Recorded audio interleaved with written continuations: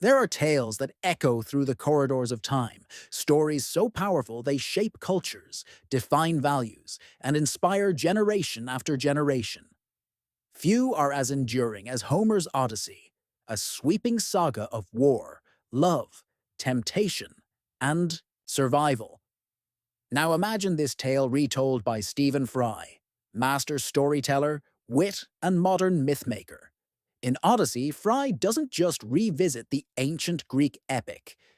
He breathes fresh life into it, wrapping it in eloquent narrative and vivid detail that makes every storm, every monster, and every moment feel new again. This is not your high school textbook version of the Odyssey. This is an audiobook experience that captivates and compels, one that draws you into the journey of Odysseus, not as a distant myth, but as a raw and relatable human adventure. Stephen Fry's Odyssey picks up where Troy left off. The great city of Troy has fallen. Its towers lie in ruins. Its warriors are vanquished, and the long war is finally over. But victory has its own price. The Greeks begin their journey home, each ship laden with glory and guilt, treasure and trauma. Among them is Odysseus, king of Ithaca, wily and wise, beloved of Athena, and cursed by Poseidon. He longs only to return to his wife, Penelope, and his son, Telemachus. But the gods are not done with him yet. Fry paints Odysseus as more than just a hero.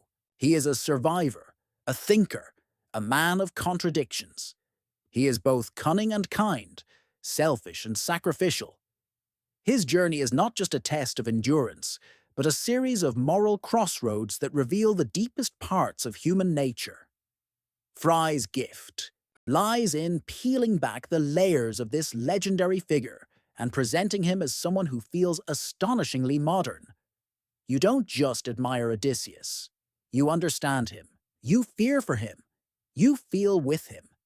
The journey begins with hope, but quickly spirals into a nightmare of divine wrath. Poseidon, god of the sea, enraged by Odysseus's blinding of his son Polyphemus the Cyclops, condemns the Ithacan king to years of wandering. And so begins the long return, a journey across stormy seas and treacherous lands filled with temptations, monsters, and illusions. One of Fry's strengths is in turning mythical creatures into real psychological threats. The encounter with the Lotus Eaters becomes more than a pit stop. It's a meditation on the seductive power of forgetting, the allure of giving up. The crew tastes the lotus and wants to stay forever in dreamy oblivion. Odysseus, with grim determination, drags them back to the ship. It's a moment that speaks to anyone who has ever battled despair or the temptation to stop fighting. Then comes the Cyclops. Polyphemus is not just a monster, but a being of brute force and isolation. Fry emphasizes the terror and absurdity of this encounter. Odysseus tricks him with wine and wit, stabbing his eye and escaping under the bellies of sheep. But this act of cunning sparks divine vengeance, setting the tone for the trials to come.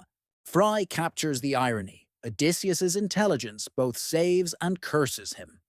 Each episode in the Odyssey becomes a story within a story under Fry's narration.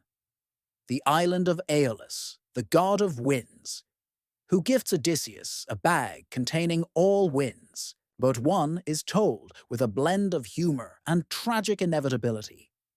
When the curious crew opens the bag, thinking it's treasure, they unleash a storm that ruins all progress. This isn't just a tale about mistrust. It's about how even the best-laid plans can unravel through a single moment of human weakness. Circe's Island is another masterpiece of psychological storytelling. The witch who turns men into pigs might have been a symbol of male fear in Homer's time, but Fry gives her complexity and power. She is seductive but wise, dangerous but fair. Odysseus's year with her is a detour not just of the body, but of the soul.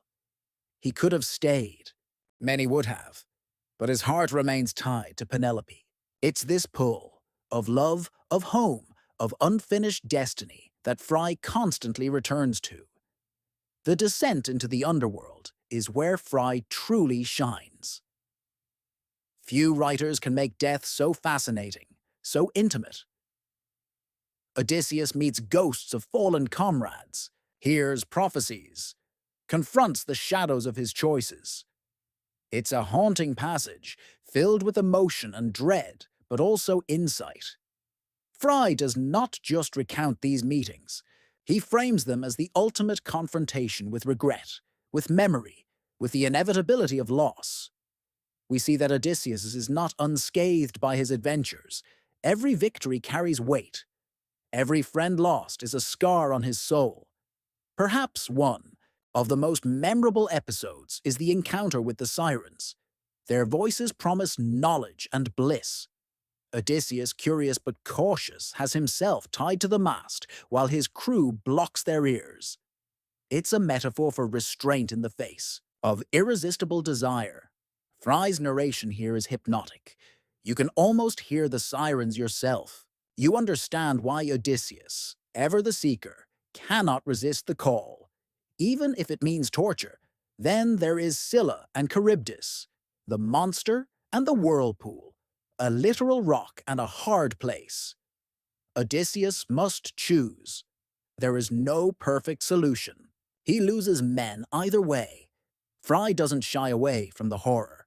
He leans into it, showing how leadership sometimes means bearing unbearable guilt. Odysseus is never the same afterward. He grows weary, but he pushes on. The island of Thrinacia brings the wrath of the gods into sharp focus. Odysseus warns his men not to touch the sacred cattle of Helios, but hunger and desperation drive them to disobey.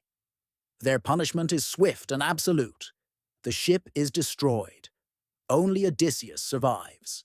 It is here that we see a recurring theme in Fry's Odyssey, the fragility of human resolve and the devastating consequences of defying divine order.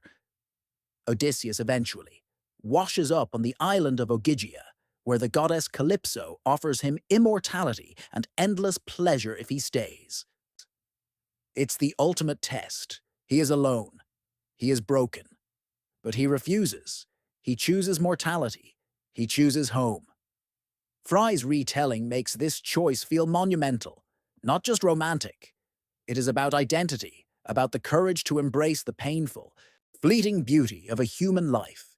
When Odysseus finally returns to Ithaca, the story doesn't just end in reunion. It ends in reckoning. Disguised as a beggar, he sees how his absence has torn his kingdom apart. Suitors plague his halls, hoping to marry Penelope. His son Telemachus has grown into a man but still needs a father. The final act is not just about reclaiming a throne. It's about restoring order, healing wounds, and proving that Odysseus is not just a man of war, but of justice and wisdom.